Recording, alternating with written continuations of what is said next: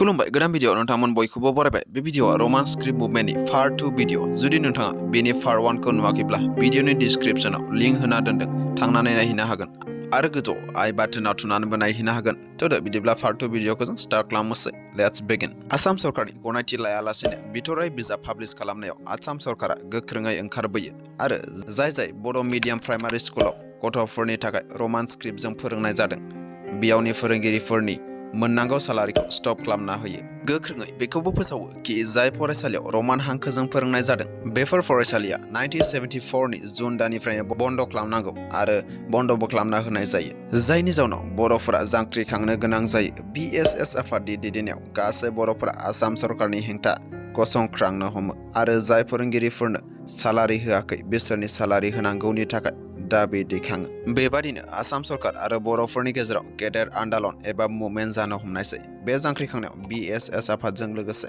PTCA आरो आबसुनिबो गेदेर आखाइ दंमोन सरकारा बड' प्राइमारि स्कुलफोरखौ बयकट खालामना होनाय जायो बे आन्दालननि गुबै जाहोनानो जादों रमान स्क्रिप्ट बिदिनो 1974 नि 28 सेप्तेम्बराव पुलिसनि फायरिंआव गासै 15 बर' मानसिफोरनि जिउ खहा जायो बिथांमोननि मुंफोरखौ भिडिअनि डिस्क्रिप्शनाव होनाय जादों थांनानै नायहैनो हागोन 15 बर' सुबुंनि जिउ फोजोबनायनि थाखाय बर' फरायसा गथ'फोर लोगोसे आबसु BSS आफादनि सोद्रोमा आरो गोबां लोब बर' सुबुंफोरा साब डिभिजन आरो डिस्ट्रिक्ट अफिसनि दरखं मोखाङाव बेबादि इनाय अनागार खामानिखौ बन्द खालामनांगौनि थाखाय हज्रिसार होयो बेनि उनाव बे सोमावसारनाया एसे सम दोनथ' जायो बर' मिनिस्टार बर' MLA आरो BSS जयैनो लोगो नांनानै आसाम चिफ मिनिस्टार शरद चन्द्र सिंहनि आखायाव मोनसे मेम'रेन्डाम गथायहैदोंमोन बियो जादोंमोन 24 डिसेम्बर 1974 मायथाइ नाथाय बे मेम'रेन्डाम गथायनायावबो आसाम सरकारनिफ्राय जेबो रोखोमनि रेसपन्सखौनो मोनासै जायनि जाउनाव BSS आ सोमावसारनायखौ गोख्रों खालामफिननो गोनां जायो BSS आ बे सोमावसारनायखौ 29 डिसेम्बर 1974 निफ्राय खालामफिनो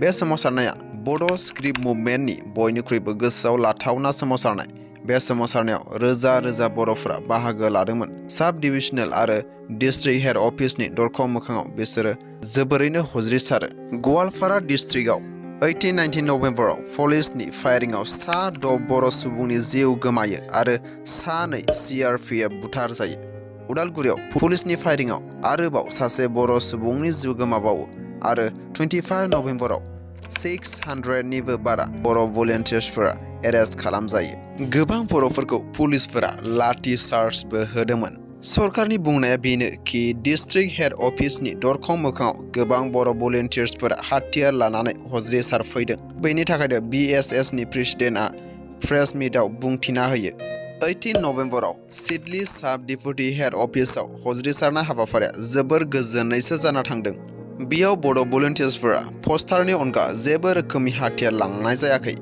आरो बे हाबाफारियाव हानजासे CRPF फैनानै बिसोरखौसो होख्रां हरदों 19 नभेम्बराव बिजनीयाव जानायखौ ओरैबायदि फोरमायो बे हाबाफारियाव 10,000 निबो बांसिन बर' भलेन्टियार्सफोर बाहागो लादोंमोन आरो बेयावबो रावबो जेबो रोखोमनि हाथियार लांनाय जायाखै आरो जुदि 10,000 भलेन्टियार्सफोरा बे हाबाफारियाव हाथियार लाना थांगौमोन 7 CRPF आल' इन्जियर जानाय नङामोन बेयाव हौवाफोरल' नङा नाथाय बर' हिन्जावफोराबो बाहागो लादोंमोन नाथाय CRPF फोरा बे हाबाफारियावबो अपेन फायार खालामो जायनि जाउनाव 3 बर' भलेन्टियार्सफोरा थैनो गोनां जादोंमोन आरो 10 इन्जियर जादोंमोन बेयावनो बर' भलेन्टियार्सफोराबो CRPF फोरनि 7खौ जखम खालामो बे जाथायनि उनाव आसाम सरकारा BSS लिडार्सफोरखौ सावरायनो थाखाय लिंहरो बिदिनो गोबाव सानज्लायनायनि उनाव BSS आ बे सावरायलायनायाव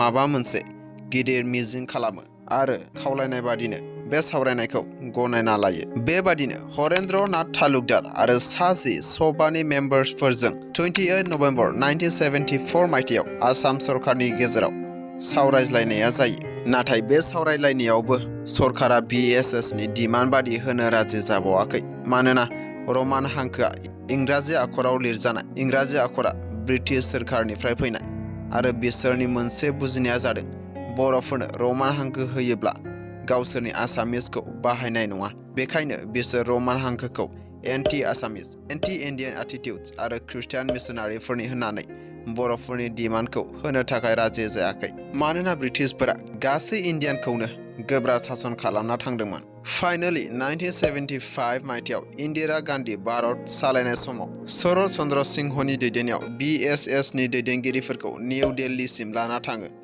निउ दिल्लीयाव सावरायनायाव सेन्ट्रेल गभर्नमेन्ट आरो आसाम गभर्नमेन्टनिफ्राय बर' रावनि थाखाय देवनागरी स्क्रिप्टखौसो लानो थाखाय थुसोमना होयो। इन्दिरा गान्धीयाबो गावनि खुगाजोंनो बर'फोरनि थाखाय देवनागरी स्क्रिप्टखौनो लानो थाखाय जासियो। नाथाय BSSनि दैदेनगिरि बिथांमोना गावसोरनि डिसिसन एबा थांखिखौ सोलायनो होनना साना।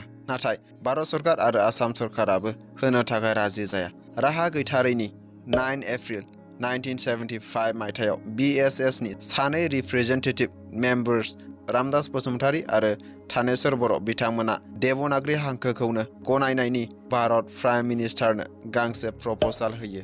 बे प्रप'जाल गथायनाया जेब्ला बिसोर निउ दिल्लीयाव दंमोन होमबानो होनाय जादोंमोन। नाथाय बे बाथ्राखौ BSSनि गासै मेम्बार्सफोरानो मोनथिनाय जायाखै मानोना बे बाथ्राखौ बिसोर आफादाव रायथिना होआखैमोन। फाइनाली 25 to 27 एप्रिल 1975 आव दिंआव जानाय 16 एनुअल कनफारेन्सआव BSSआ देवनागरी हांखोखौनो गनायना लायो।